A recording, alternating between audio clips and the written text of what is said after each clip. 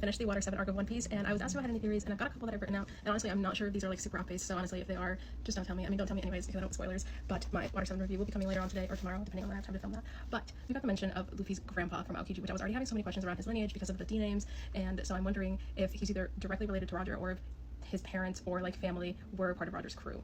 I don't know.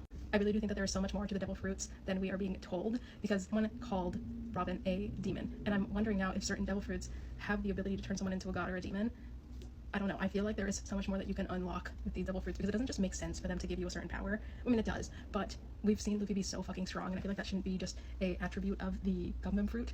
Like, I don't know, you would think someone that becomes rubbery would just be rubbery, you know? They wouldn't just be this fucking OP dude who can take so much fucking damage, so I'm wondering if there are steps to something more. Skypiea itself left me with so many questions regarding the infrastructure of this world, and now that we've gone through Water 7, I feel like I got an answer. We've been told now that Water 7 was a full, like, island at some point, but that water levels have been rising, and I'm wondering, we know that this world is completely covered in water and there's not that much land. I'm wondering if that was always the case. Was it a normal world that's been now taken over by water? Because what we know from climate change is that oceans rising and the ice caps melting is a direct result of how humans have acted in history. It is from us warming the earth.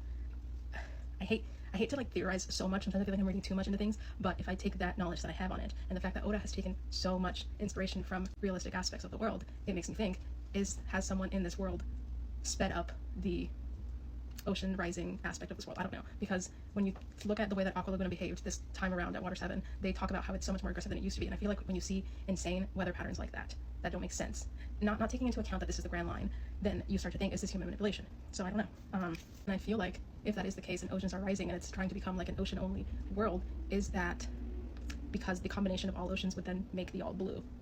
Like maybe the all blue isn't a thing now, but it's a thing that could come in the future.